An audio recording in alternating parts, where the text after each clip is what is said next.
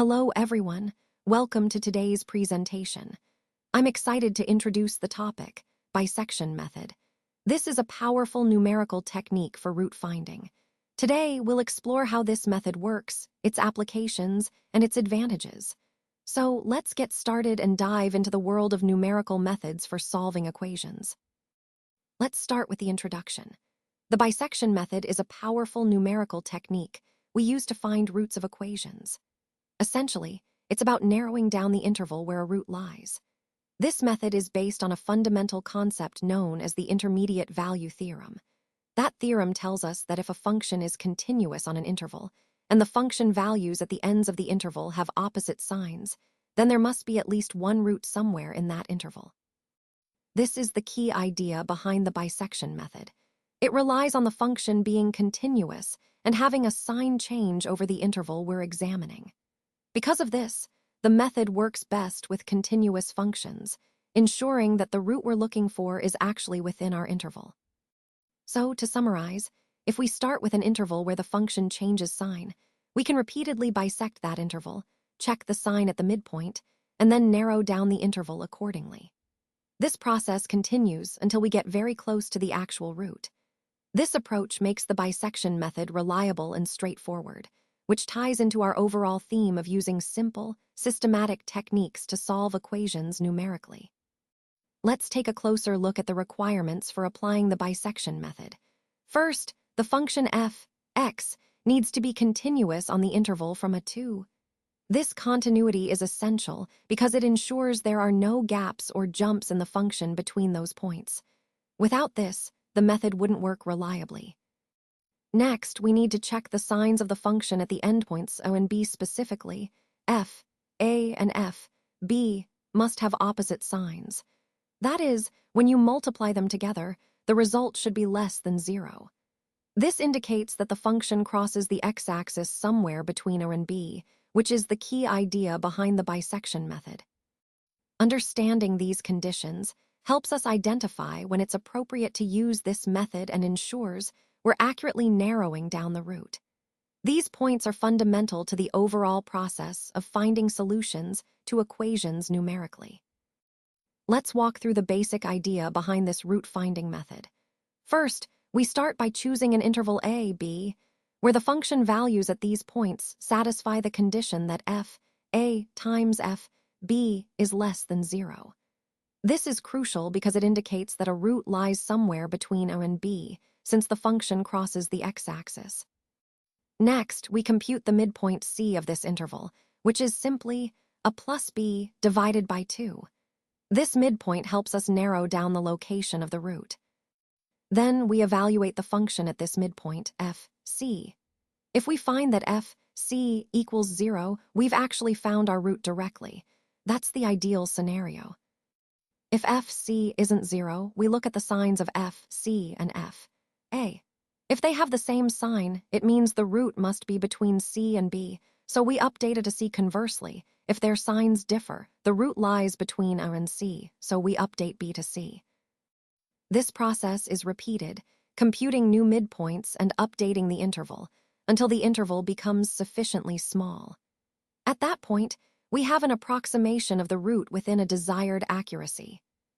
This iterative approach is fundamental because it systematically narrows down the interval, leveraging the sign change property, and ultimately converges to the root. It ties into our overall theme of understanding how to efficiently locate solutions to equations. All right, let's walk through the algorithm steps. First, we start by setting our initial values for A and B, which are our interval bounds, and we also choose a small tolerance epsilon, which tells us how close we want to get to the actual root. Then we enter a repeat loop where the main process happens. In each iteration, we calculate c as the midpoint of O and B, so c equals a plus b divided by 2. This midpoint helps us narrow down where the root might be. Next, we check two conditions to decide if we should stop. If the absolute value of f at c is less than epsilon, meaning we're close enough to a root, or if the half-length of the interval, which is b minus a divided by 2, is smaller than epsilon, then we can stop because we've achieved our desired accuracy. If neither condition is met, we continue the process. We examine the signs of f at O and C. If their product is less than 0, it indicates the root lies between O and C, so we update B to be C. Otherwise, we update it to be C, meaning the root is between C and B. This iterative process repeats until one of the stopping criteria is satisfied, allowing us to efficiently home in on the root with the precision we need. This method is fundamental because it systematically reduces the interval and converges toward the solution. Let's take a closer look at this graphical representation. As you can see, we have a continuous function crossing the x-axis somewhere between points A and. This crossing point is crucial because it indicates where the function changes sign, which is often tied to finding roots or solutions. The interval a, b highlights the range we're focusing on, and the midpoint c gives us a central point within that interval. This setup is fundamental for understanding how we can narrow down the location of roots using methods like the bisection method.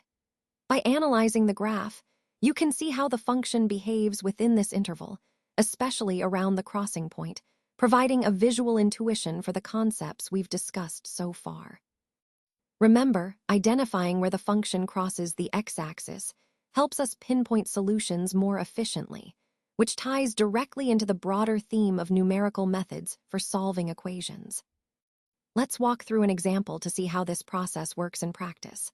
Suppose we want to find the root of the function f, x, equal to x cubed minus x minus 2 within the interval from 1 to 2. First, we evaluate the function at the endpoints. At equals 1, f1 equals minus 2. At x equals 2, f2 equals 4. Notice that the signs are different. This indicates there's a root somewhere between 1 and 2. Next, we pick a midpoint, say c equals 1.5, and evaluate f at this point. We find that f(1,5) is approximately minus 0.125. Since this value is negative and we already know at 2 it's positive, the root must be between 1.5 and 2. So our new interval becomes 1, 5, 2. We then repeat this process, evaluate the function at the new midpoint, update our interval based on the sign of the function, and continue until the value is close enough to 0 to meet our desired accuracy. This iterative approach allows us to narrow down the root step by step, honing in on an accurate solution. Let's talk about some key advantages of this method. First, it's guaranteed to converge, provided that certain conditions are met. This means that if we follow the rules, we can be confident that the process will lead us to a solution. Next, it's simple and easy to implement, which is a big plus because it doesn't require complicated steps or heavy computational resources. You can quickly put it into practice. Finally, it's very reliable for well-behaved functions. When the functions we're working with are smooth and predictable, this method performs consistently and effectively. These advantages really highlight why this approach is a solid choice in many scenarios, especially when stability and ease of use are important. Now, let's take a look at some of the disadvantages of this method. First, it converges slowly, which means it can take quite a bit of time to reach an accurate solution. This can be a real downside when efficiency is important. Next, it requires a function sign change, so the method relies on the function crossing the axis to find the root, which isn't always guaranteed or straightforward. Lastly, it's not suitable for multiple roots or functions that are discontinuous. In those cases, the method can struggle or simply fail to find the correct root. So, while this technique has its uses, it's important to be aware of these limitations when applying it to different problems. So, to wrap things up, the method we've discussed is truly accurate and robust, making it reliable for a variety of applications. While it's simple to understand and implement, it's important to note that it might not be the fastest option out there. That said, its simplicity actually makes it an excellent tool for learning and understanding numerical root finding methods. It provides a solid foundation before moving on to more advanced or faster algorithms. Overall, this approach balances clarity and correctness, making it an ideal starting point for anyone delving into numerical analysis.